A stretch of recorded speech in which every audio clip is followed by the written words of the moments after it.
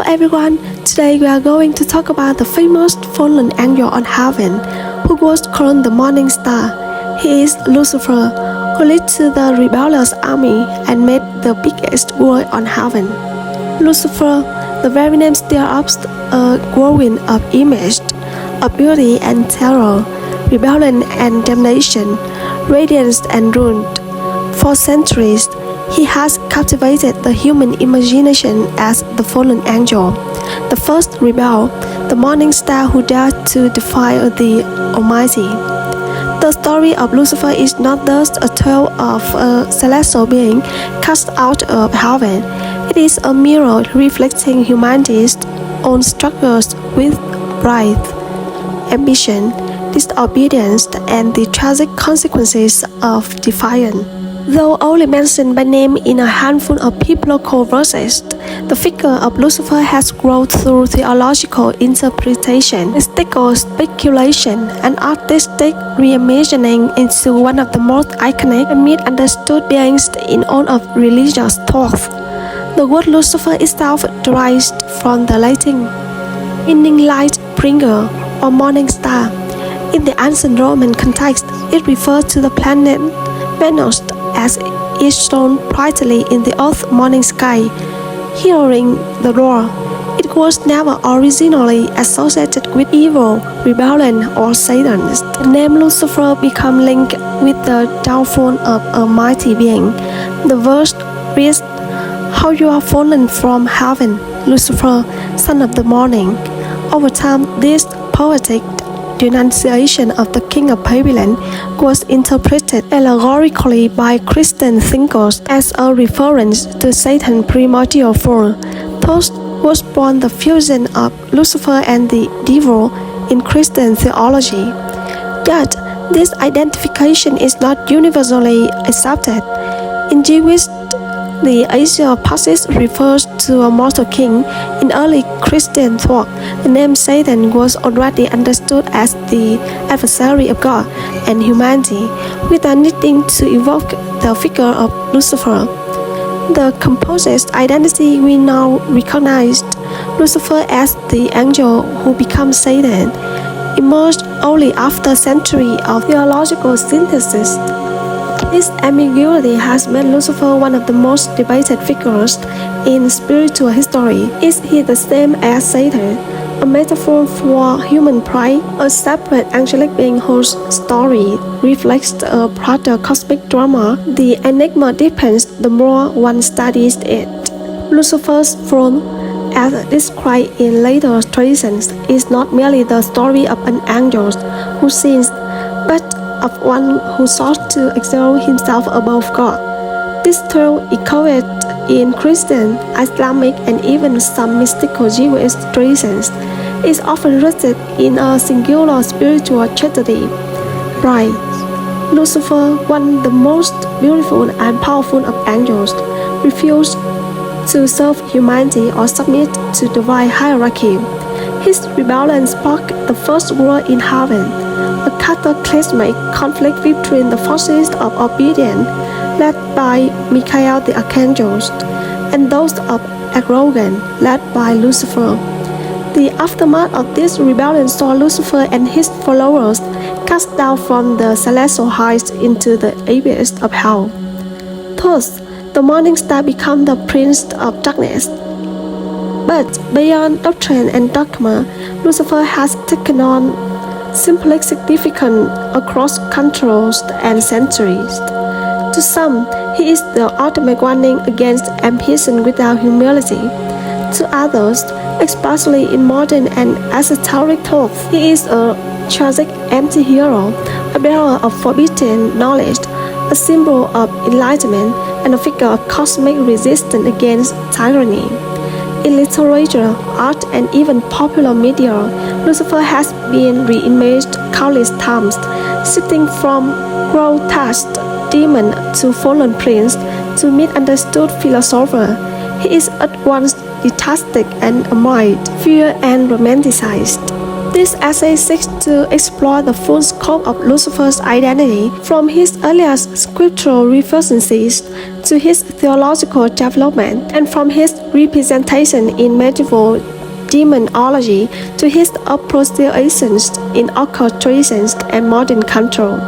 We will follow the arc of the morning star, his origin, his rise, his rebellion, his fall, and his enduring influence on religious thought and human imagination. In doing so, we aim to shed light not only on the figure of Lucifer himself, but on the profound moral, spiritual, and existential questions his story provoked. For in Lucifer, perhaps more than in any other being, we see reflected the tension between light and darkness, freedom and submission, divinity and defiance, a timeless enigma that continues to haunt and inspire. The figure of Lucifer, as popularly understood, a radiant angel cast down from heaven for his pride and rebellion, is surprisingly elusive in the passages of the Bible.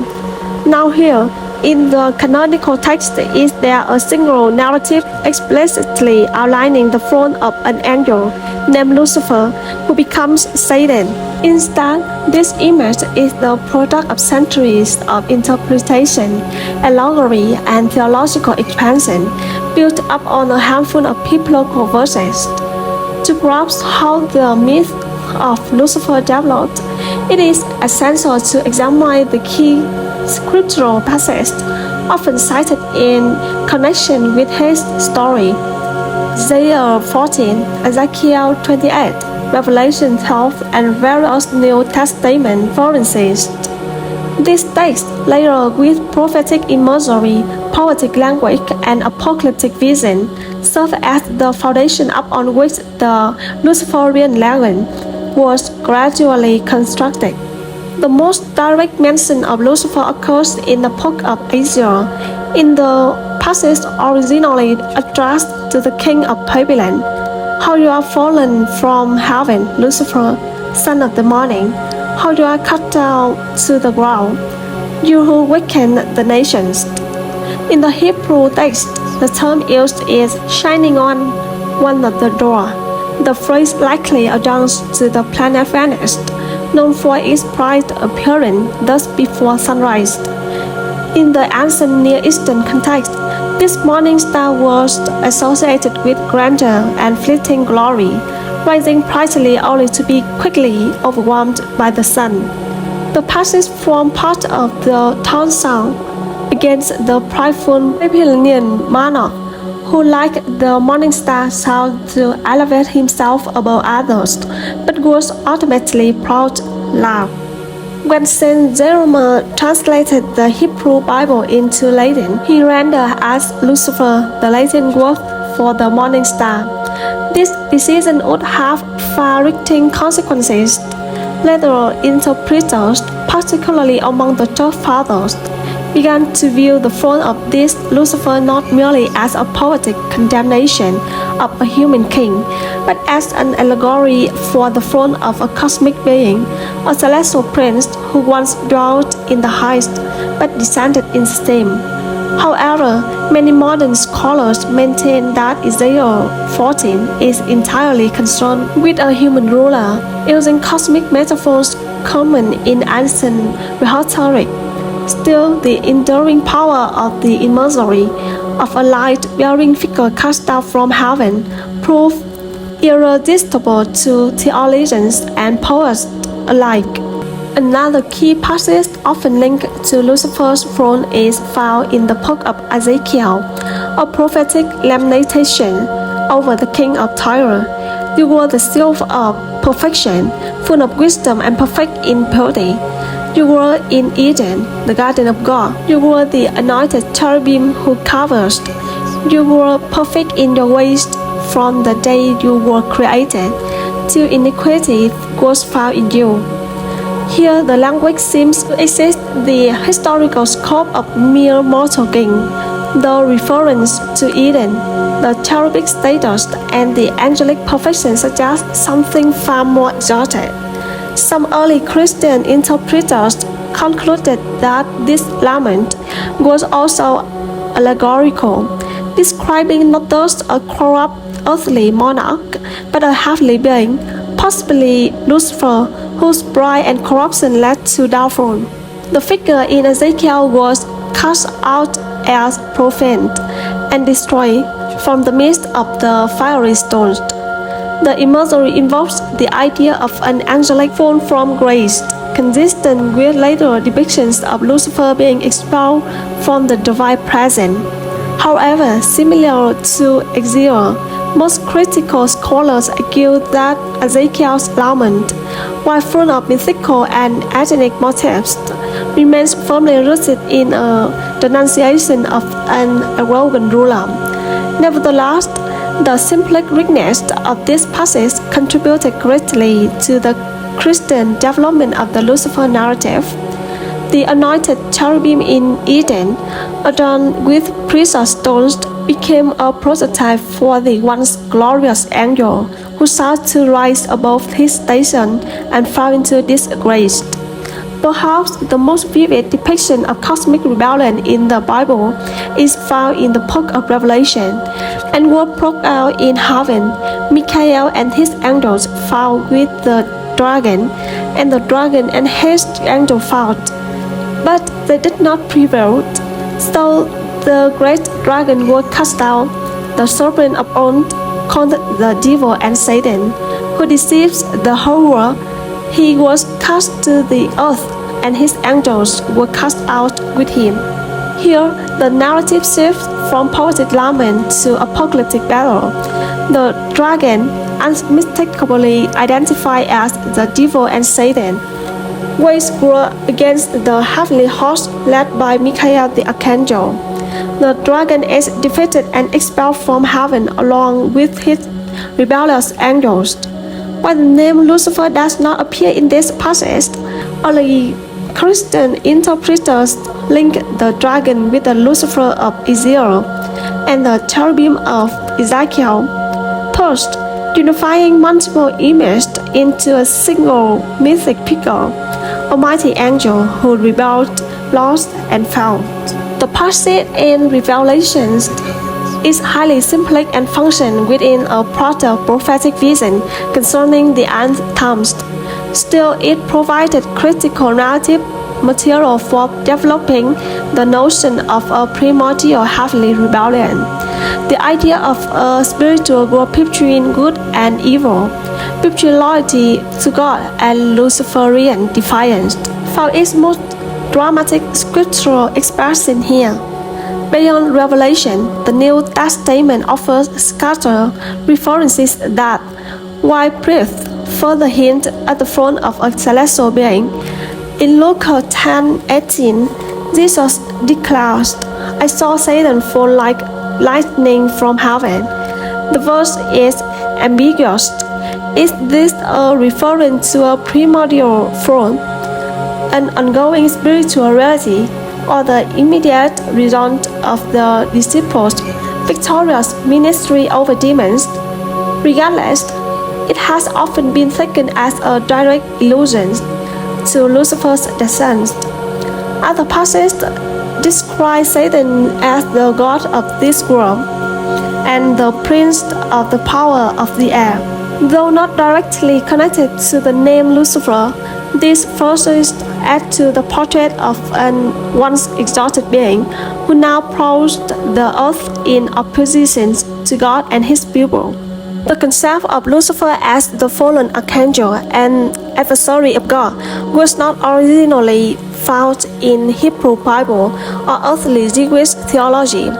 The word Lucifer itself, derived from the Latin light and to bear, appears only once in the Bible and refers poetically to a fallen morning star, interpreted by most scholars as a metaphor for a growing king of Babylon. In its original Hebrew form, the phrase had no connotations of a rebellious angel. Likewise, in the book of Job, Satan is portrayed not as an enemy of God, but as a heavenly prosecutor who tests the faith of mortals under divine permissions. Nonetheless, During the Second Temple burial, apocalyptic Jewish texts such as the Book of Enoch introduced the idea of angelic beings who sinned and were cast out, especially the Watchers, who descended to earth and corrupted humanity. This narrative, while not naming Lucifer, have established the theological framework for understanding heavenly rebellion and the emergence of evil in the cosmos. It was in early Christian theology that the various scriptural threads, Ezekiel's lament and revelations were in heaven, synthesized into the story of Lucifer's throne. Church fathers such as Origen taught that all angels were created good and fell only through free will, emphasizing Lucifer's throne as a moral decision rooted in pride. Then Augustine built on this, declaring pride the beginning of all sin, and identifying Lucifer with Satan, the once glorious angel, who refused to serve and were cast down by God. Jerome's Latin translation of Isaiah 14 introduced the term Lucifer, which later readers began treating as a proper name.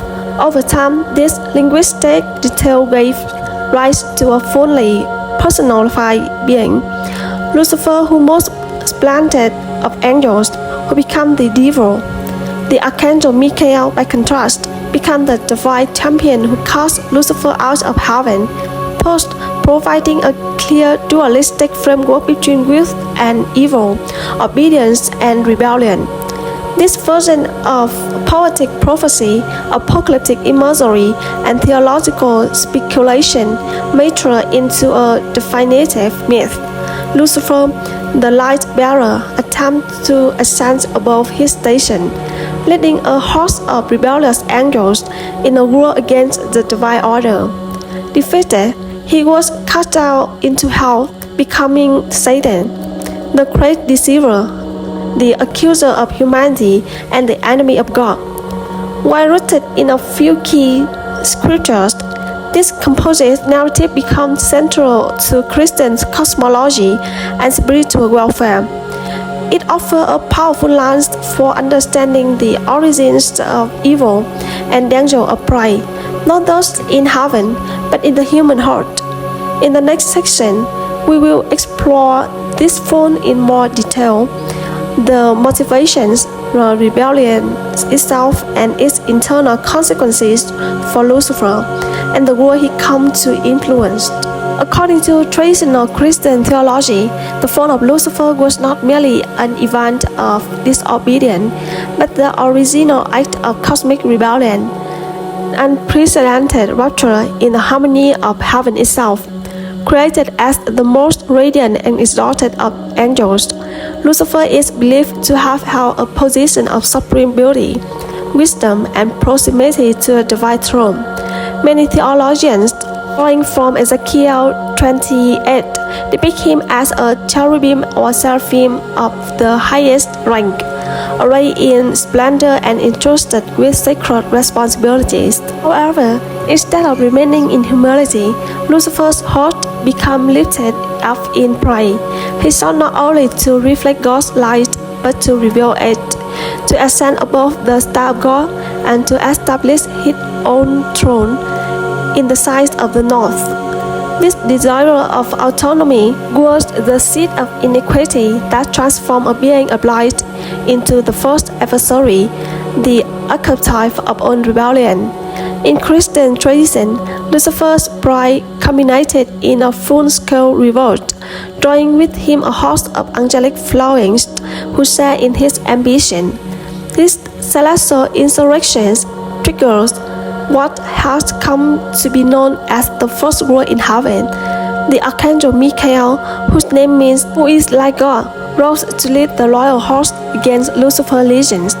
Revelation 12 offers a vision of this battle, a great war in the heavens, where the dragon, interpreted as Satan, and his angels were defeated and cast out.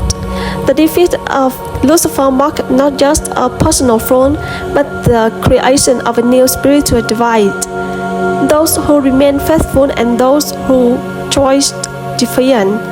Through from heaven, Lucifer felt not as a mere exalt, but as one who had perverted his very nature.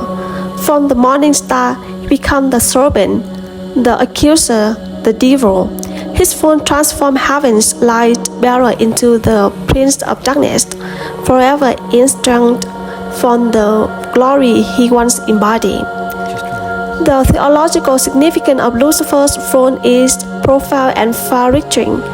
It embodies the paradox of free will, that even among the purest of creatures, the capacity to reject God's existence. Lucifer's choice was not a mistake born of ignorance, but a conscious act of self-exaltation, a refusal to serve, often encapsulated in the Latin phrase, "I will not serve."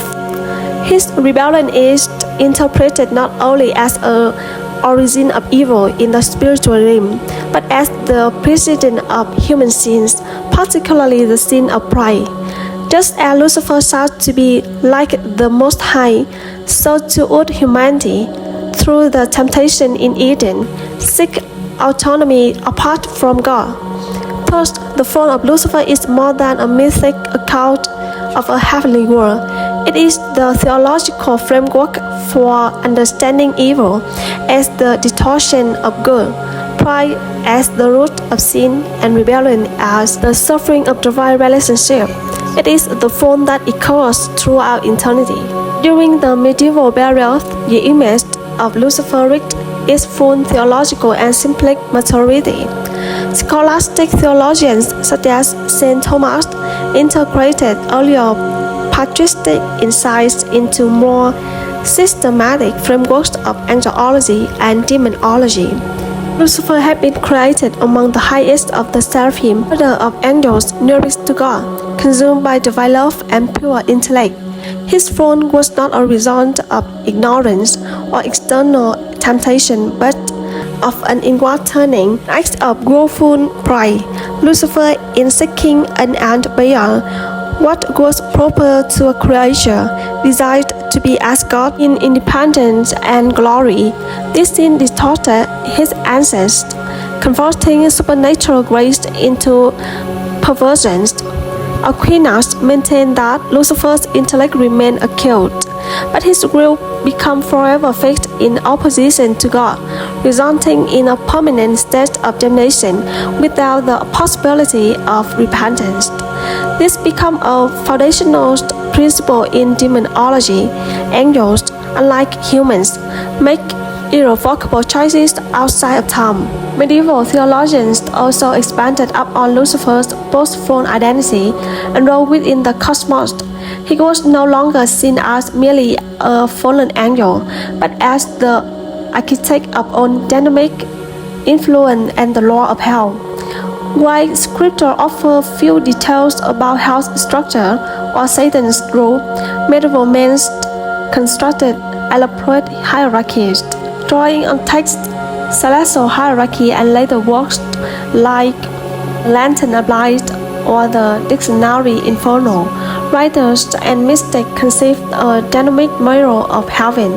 Lucifer, now enthroned in the infernal abyss, presided over a kingdom of fallen spirits, each representing specific vice. Beelzebub as the prince of gluttony, Leviathan of envy, and Lucifer himself often associated with pride. Hell was envisioned not only as a place of punishment, but as a realm of twisted governance, a dark parody of divine order, where Lucifer's tyranny reigned, internally opposed to the kingdom of God.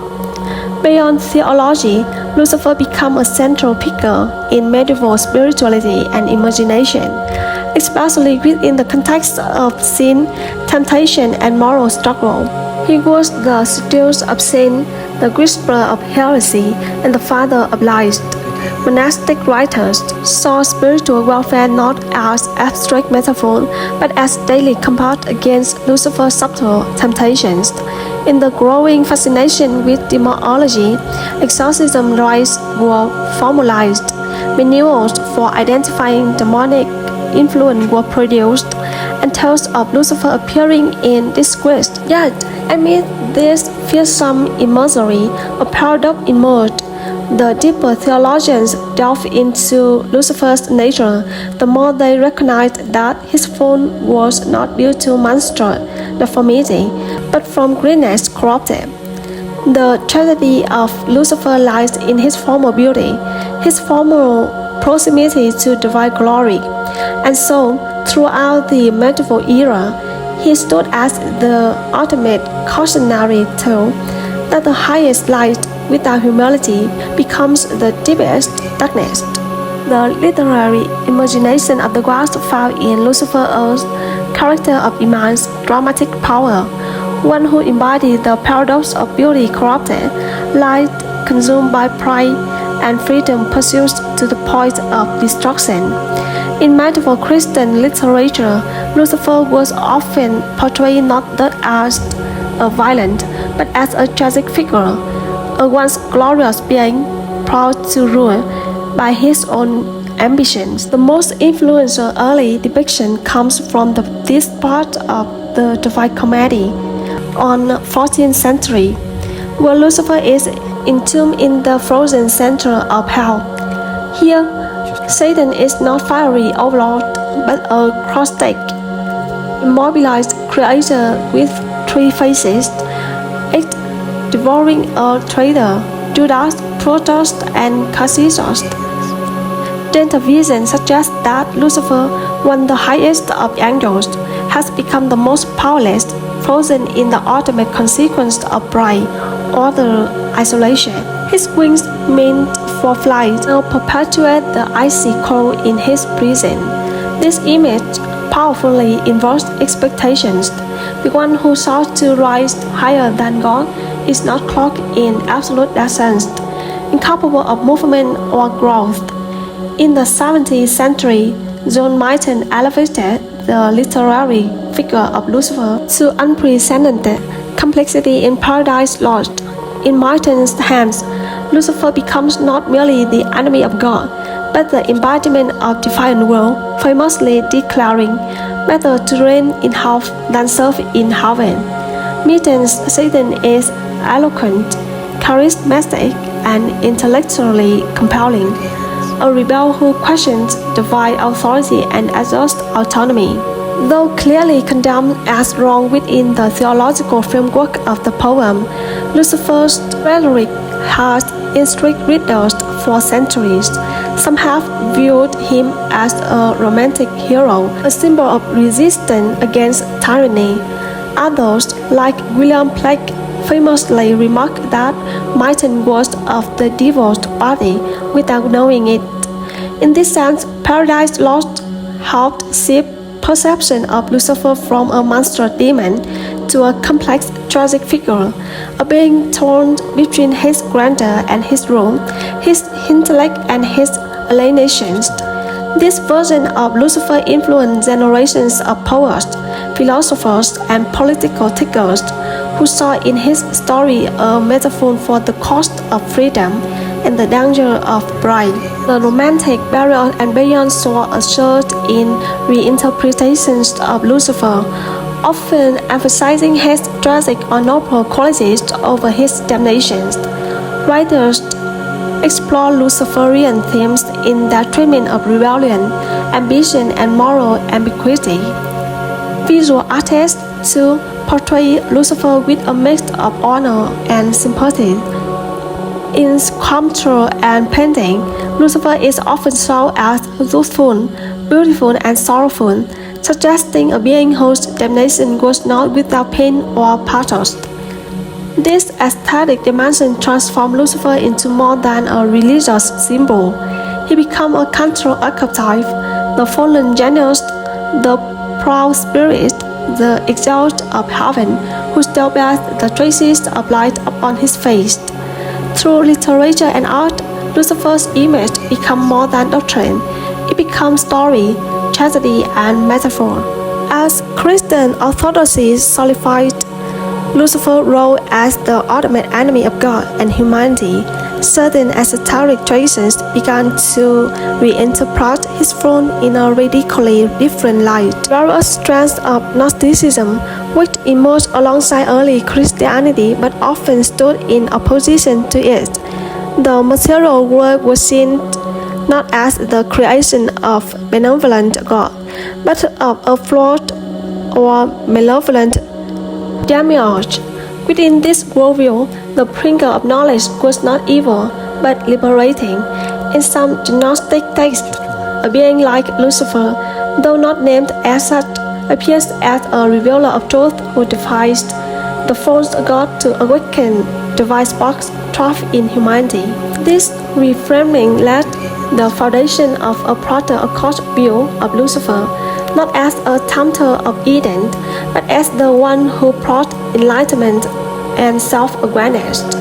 The serpent in Genesis, in this alternative theology, becomes a symbol of wisdom rather than wickedness, where forbidden fire is stolen from the gods and gifted to mankind.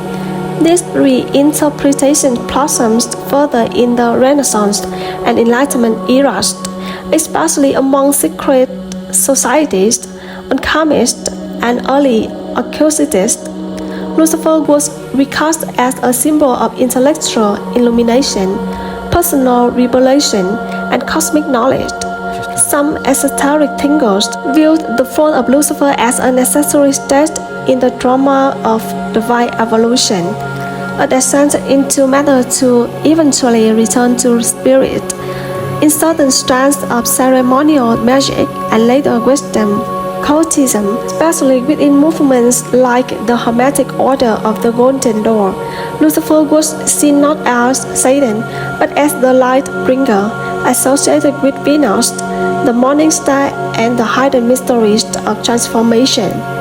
Figures spoke of Lucifer as the archetype of humans starving for divine knowledge, misunderstood by dogmatic religion. In this reimagining, Lucifer represented the spiritual rebel who challenges tyranny in pursuit of truth, not a demon to be feared, but a guide through darkness.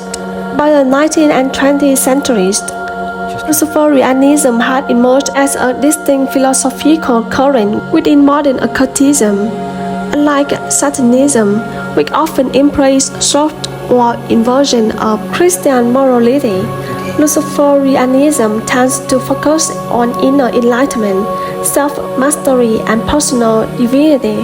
Lucifer is revealed as a symbol, not worshipped as a deity, a metaphor for the internal flame or human potential, defiance, and will. Organizations in Germany and later individuals such as Michael Ford and the Temple of Lucifer promoted structured Luciferian paths that drew from ancient myths, modern psychology, and ritual magic.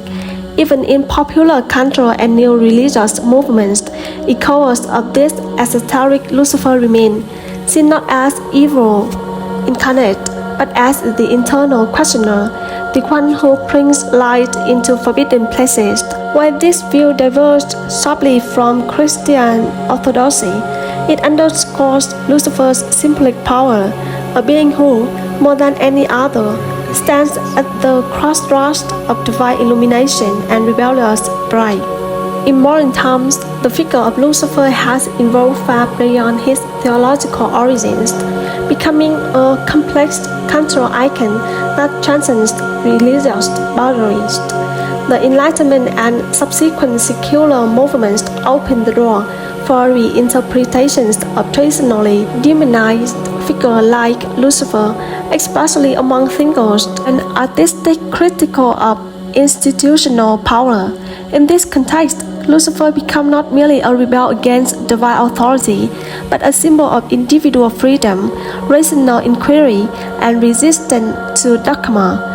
Some intellectuals view Lucifer as a mythological archetype of the enlightened dissenter, one who dares to question received truth and suffer for the sake of authenticity. Romantic poets laid the groundwork for this vision, depicting Lucifer-like characters as tragic, noble, and defiant, complex vision of the marriage of heaven and hell explicitly challenges the moral binary of good and evil, presenting the devil as an embodiment of energy, imagination, and creative fire, a necessary counterpart to restrictive reason. This strip marks a growing cultural fascination with Lucifer not as villain, but as visionary. This reimagining of Lucifer has flourished in popular culture, where he often appears as a seductive, charismatic anti-hero rather than a monster embodiment of evil. Films, television series, video games, or graphic novels have embraced this nuanced portrayal. The TV series Lucifer casts the fallen angel as a wolf, morally ambiguous nightclub owner who has solved crimes while wrestling with existential goals and questions of redemption. In this portrayal, Lucifer is deeply humanized, capable of love, doubt, and change, challenging the binary labels of good and evil. Similarly, in video games, Lucifer is often depicted as a rival god, a bringer of forbidden power, or even a liberator of humanity from divine oppressions. This trend reveals how contemporary audiences resonate with the idea of the rebel, especially when that rebellion is framed not as weakness, but as a stand against authoritarian control. Lucifer becomes the metaphor for self-determination, inner struggle, and the gray zones of morality that define the human experience. Beyond entertainment, Lucifer has also found a place in psychology, philosophy, and new spiritual movements. In depth psychology, particularly in the works of Carl Jung, figures like Lucifer and Satan are not external enemies, but archetypes of the shadow self, the part of the cycle that we repress, fear, or deny. To confront the Lucifer within, in this view, is to face the truth about our desires, ambitions, and hidden potential. In modern philosophy and countercultural thought, Lucifer sometimes emerges as the ultimate symbol of dissent, the one who says no to blind obedience and dares to imagine alternatives, whether in the rebellious philosophies or the transgressive art of the realist and postmodernist. Lucifer's image continues to inspire and provoke, far from being confined to hell. The modern Lucifer walks among artists, thinkers, and seekers who view darkness not as damnation, but as a crucible of truth. He has become a mirror of the modern condition, proud, searching, wounded, yet unwilling to surrender his light. The theological implications surrounding Lucifer's throne are among the most profound and challenging in Christian doctrine. At the heart of the issues lies the mystery of free will, both angelic and human. If Lucifer was created as a perfect being, radiant in wisdom and beauty, how could iniquity arise in him? Theologians have grappled with these questions, proposing that even the most exalted creatures retain the freedom to choose or reject God. Lucifer's throne then is the testament to the terrifying power of free will, a gift so absolute that even the highest angel could turn in against his creator. This understanding highlights the dignity of moral freedom, but also its danger. Moreover, it suggests that evil is not created by God, but rather permitted as the misuse of a good gift. Lucifer becomes the archetype of this misuse, the one who chooses pride over obedience, self-exaltation over divine service. His rebellion sets the template for all future rebellion against God, including that of Adam and Eve, who followed a similar path of disobedience inspired, ironically, by Lucifer himself in serpent form. This theological narrative raises deeper questions about divine justice and the problem of evil. Why would an all-knowing God create a being capable of such cosmic growth? Why allow Satan to persist, tempting humanity and wreaking across generations? These questions have led to theodicist, philosophical and theological explanations of why a good God allows evil to exist. Some argue that Lucifer's rebellion and subsequent fall are necessary components in a larger divine drama, where good is revealed more gloriously through its triumph over evil. In this view, God's plan includes the eventual defeat of Satan as part of cosmic narrative of redemption. Others suggest that God's respect for freedom is so profound that He allows rebellion, even though it causes suffering, because goodness is no goodness at all. Lucifer then becomes a tragic figure, not because he is misunderstood, but because he chose to reject the source of goodness. His existence serves as a reminder that God's justice and mercy coexist with the real risk of damnation, a sobering truth in the Christian worldview. Finally, Lucifer's story has ongoing pastoral and eschatological significance. For many believers, the narrative of the fallen and underscores the need for vigilant humanity and dependence on divine grace. It teaches that no created being, however exalted, is immune to temptation or spiritual downfall.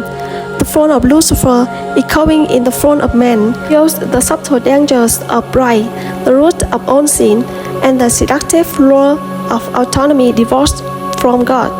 Eschatologically, Lucifer plays a key role in the final drama of history. According to Revelations, his power will be broken, and he will be cast into the lake of fire, never to deceive the nations again. This final judgment affirms the ultimate sovereignty of God and the restoration of cosmic order. However, until that day, the presence of Lucifer in Christian theology serves as both warning and invitation.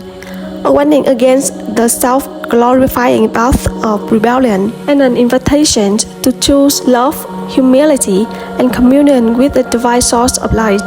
Lucifer's legacy stretches across the vast terrain of theology, literature, art, and moral imagination, leaving a shadow that is as illuminating as it is haunting. His story, the most glorious of angels transformed into the darkness of beings, encapsulates one of the greatest paradoxes in religious thought, that the capacity for beauty, wisdom, and greatness can also harbor the seeds of doom. The brilliance of Lucifer's preferred identity makes his downfall on the more tragic and morally weighty. He is not merely a villain or myth, but a symbol of how pride, ambition, and the desire for self-exaltation can corrupt even the most gifted. This duality is at the core of his enduring power as a figure. He is at once the radiant morning star and the tempter in the shadows.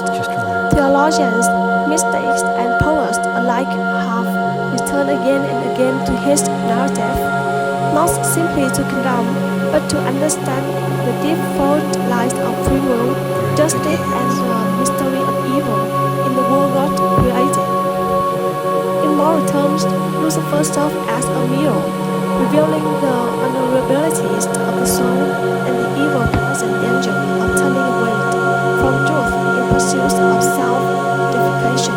His story is not one of temptation alone, but of identity fractured by pride, a being who knew God intimately, yet chose self-love over divine love. This rebellion, echoed in countless human histories, reminds the faithful that the fall is not a distant myth, but a personal possibility. Lucifer's descent teaches vigilance, the necessity of humility, and the centrality of obedience, not as mindless submission, but as joyful harmony with divine order. For spiritual seeker, his legacy is cautionary, but not divorced from hope, because it invites the question: if even the greatest fault was safeguarded the soul, And the answer, from centuries of Christian wisdom, is grace, freely offered but never forced, capable of upholding what pride would destroy. Ultimately, the legacies of Lucifer challenges each generation to grapple with the boundaries between light and darkness, truth and deception, freedom and rebellion. He has become more than a character in Scripture. He is a symbol of the existential struggle at the heart of the human condition. Whether in solemn theology, philosophical debate, Gothic literature, and psychological introspection, the presence of Lucifer continues to spark dialogue about the nature of evil, the cost of pride, and the mystery of redemption. He endures not because he is worshipped, but because he wants, not because he is annoyed, but because he is remembered. And in that memory, humanity is invited to walk more carefully, more humbly, and more wisely on the path between heaven and hell. Thank you for listening and join me in learning about the fallen angel Lucifer. Please leave your comments, like this video and share it with others. Don't forget to subscribe to our channel for more great Bible story. Goodbye and see you in next video.